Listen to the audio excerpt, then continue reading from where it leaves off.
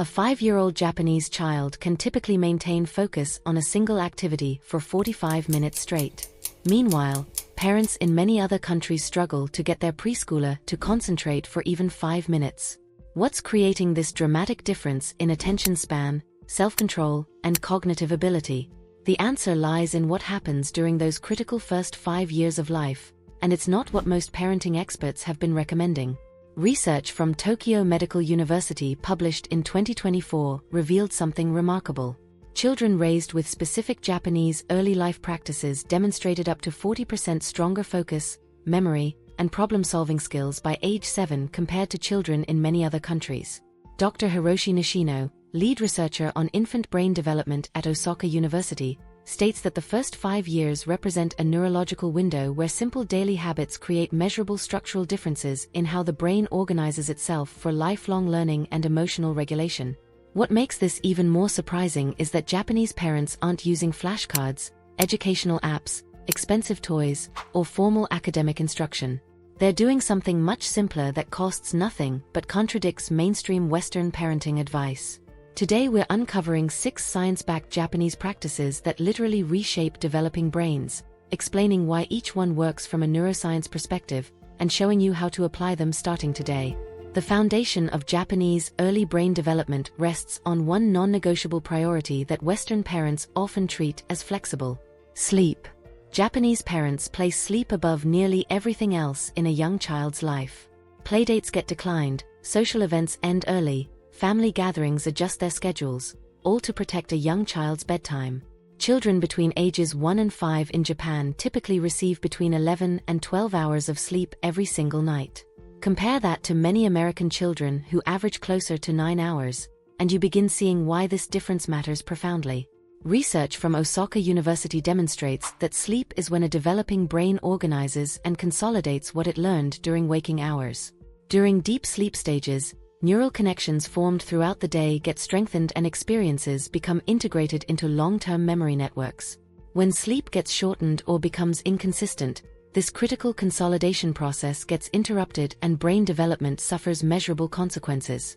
Japanese parents protect bedtime with unwavering consistency, the same time every night, no late nights for special occasions, no exceptions made for convenience. They understand that a well-rested brain focuses better, absorbs information faster, and regulates emotions more effectively than a sleep-deprived one. The second practice involves daily mandatory time outdoors in natural environments, and it happens regardless of weather conditions. Japanese children spend at least 1 hour outside every day, not on structured playgrounds with plastic equipment, but in parks, gardens, wooded areas, or any open space offering trees, dirt, plants, and room for free exploration. Studies from Kyoto University show that exposure to natural environments has direct measurable impact on brain development. Time outdoors lowers stress hormones like cortisol, which allows the prefrontal cortex, the brain region responsible for focus, decision-making, and self-control, to mature properly without constant stress interference. Children who regularly spend time in nature demonstrate longer attention spans and better emotional regulation than those who spend most time indoors. If you are new to this channel, don't forget to subscribe and turn on bell notification. This helps spread the knowledge to others.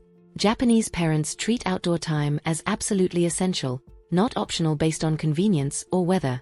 Children dig in soil, climb trees, collect rocks, observe insects, and explore freely. This isn't just play for entertainment. It's active neurological development. The sensory input from natural environments, varied textures, unpredictable sounds, changing light, physical challenges, engages multiple brain regions simultaneously in ways indoor environments simply cannot replicate. Many parents elsewhere view outdoor time as a luxury reserved for nice weather or special occasions. In Japanese parenting philosophy, nature exposure is viewed as a daily necessity equivalent to sleep or nutrition. The third practice often proves most difficult for modern parents to accept: strict limits on screen exposure. In Japan, children under 3 typically have 0 screen exposure at all. For children between ages 3 and 6, screen time gets limited to approximately 30 minutes daily maximum. Compare that to many American children who average 4 to 6 hours of daily screen exposure, and the neurological implications become alarming. Research from Tokyo Medical University using MRI brain scans has shown that heavy screen use before age 5 can physically alter brain structure. Studies reveal reduced white matter in regions associated with language development, literacy skills, and higher cognitive processing in young children with significant early screen exposure. These aren't theoretical concerns but measurable structural changes visible on brain imaging.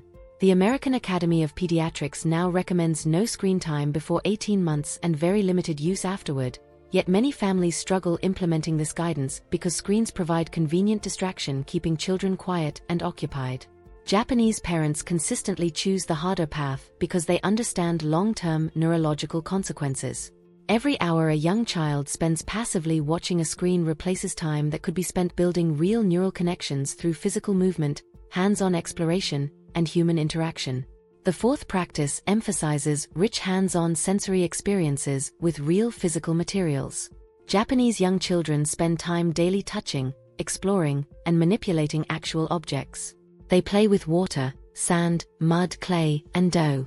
They cook alongside parents, work in gardens, and interact with materials, engaging all the senses simultaneously. Research from Nagoya University explains why this approach proves so neurologically effective.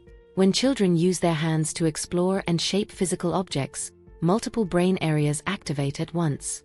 Sensory processing regions, motor coordination centers, and problem-solving networks all engage together. This kind of whole-brain simultaneous activity creates what neuroscientists call integrated learning, which builds stronger and more adaptable neural networks than passive observation ever could. Japanese parents consistently choose real-world experiences over virtual ones because developing brains learn best through direct physical interaction with actual materials. A 3-year-old kneading real dough receives sensory input infinitely richer than anything a digital game can provide. The learning becomes more embodied, more meaningful, and far more permanent. The fifth practice involves deep face-to-face connection and genuine interaction between parent and child. Japanese parents devote significant daily time to full presence with their children, not side-by-side play with a distracted adult checking their phone, but complete attention focused on talking, listening, responding, and sharing activities. Studies from Tokyo Medical University found that the amount of conversational language a child hears before age 5 strongly predicts brain growth, vocabulary development, and later academic success. However, this applies only to real interactive conversation. Passive exposure to television dialogue or educational videos produces no equivalent neurological benefit. Children must hear language directed at them, process it, and respond for meaningful brain development to occur. Japanese parents understand that a developing brain grows primarily through relationship and interaction. Undivided attention becomes one of the most powerful developmental tools available at absolutely no financial cost.